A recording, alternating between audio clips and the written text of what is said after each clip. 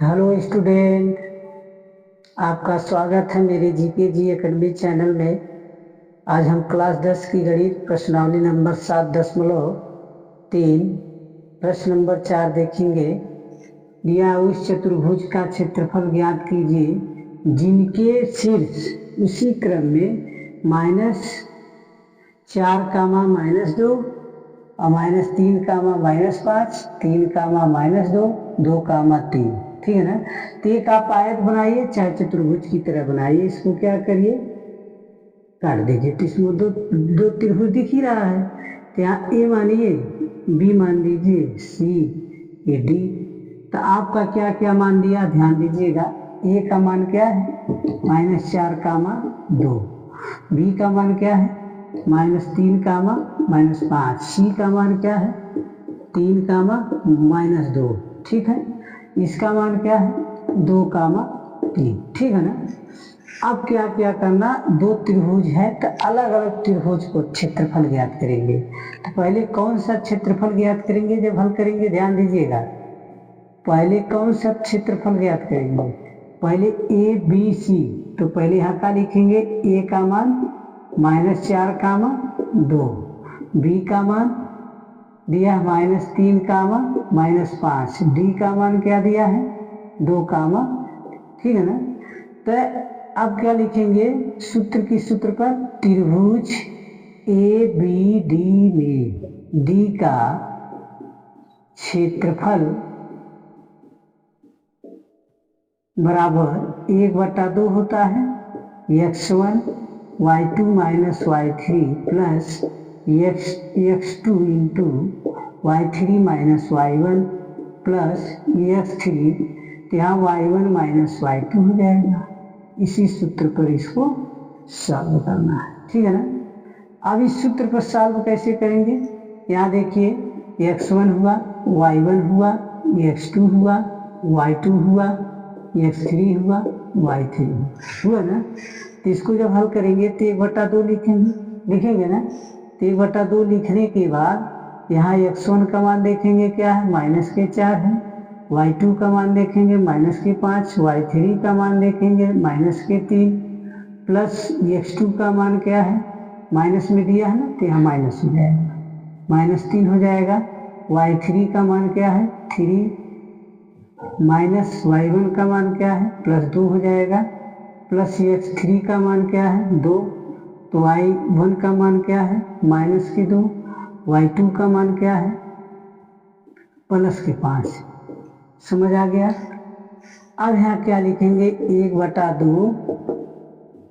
अब -4, -8, -3, 5, अब +2 का हो जाए 3।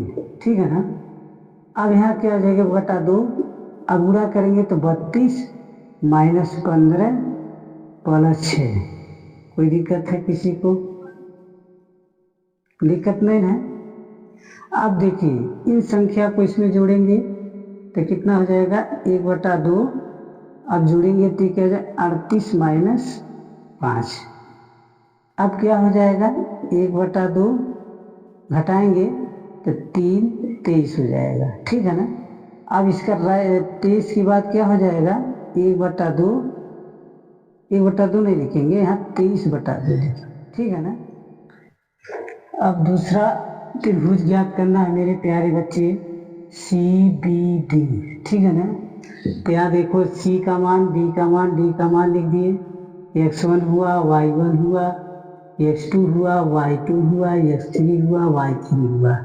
तो यहाँ क्या लिखेंगे, त्रिभुज CBD का क्षेत्रफल बराबर 1/2 x1 into y2 - y3 plus x2 into y3 - y1 plus x3 into y1 - y2। ठीक है ना। इसी सूत्र पर मेरे प्यारे बच्चे अब फिर इसको हल करना है, दूसरे त्रिभुज को। देखिए, 1/2 लिख देंगे। अब x1 का मान देखिए क्या है, 3 है। y2 का मान क्या है, ध्यान से देखिए, y2 का मान -5 है। y3 का मान देखिए -3 है। x2 का मान देखिए -3 है और y3 का मान 3 है, -y1 का मान देखो +2 हो जाएगा, x3 का मान 2 हो जाएगा, y1 का मान देखिए मेरे प्यारे बच्चे -2 होगा, y2 का मान देखिए +5 हो जाएगा। कोई दिक्कत है किसी को? तो यहाँ क्या करेंगे 1/2, यहाँ 3 -8, x2 का मान मतलब देख लीजिए x2 का मान -5 हो गई, y3 का मान -3 है। अब प्लस करके तो ये माइनस प्लस माइनस हो जाएगा, ये क्या हो जाएगा 5, ठीक है ना। ये क्या हो जाएगा, घटाएंगे तो 2 3 हो जाएगा, ठीक है ना। अब क्या करेंगे 1/2, अब यहाँ -24 -15 +6। अब क्या करेंगे, इसको जोड़ेंगे तो कितना आएगा मेरे प्यारे बच्चे, घटा जोड़ेंगे तो 3 माइनस में आएगा और ये 4, अब 6 घटाएंगे तो ये कितना आ जाएगा 1/2 गुणे -33 आएगा, घटाएंगे तो अब कितना आ जाएगा यहाँ -33/2।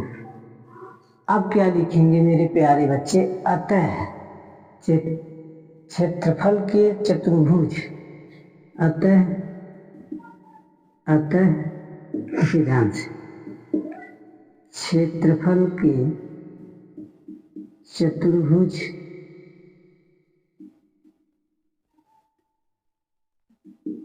बराबर, ठीक है ना, क्षेत्रफल ABD प्लस क्षेत्रफल B, ठीक है ना, CBD।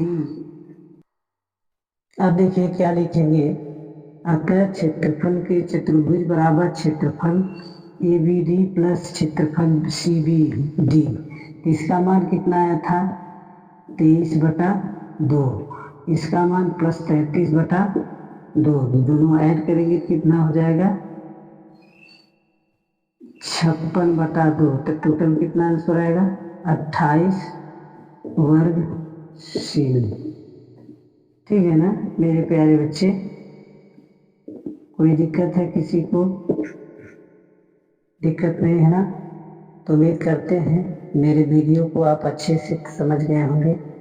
ये समझ गए तो मेरे वीडियो को लाइक सब्सक्राइब कमेंट जरूर कीजिए। धन्यवाद।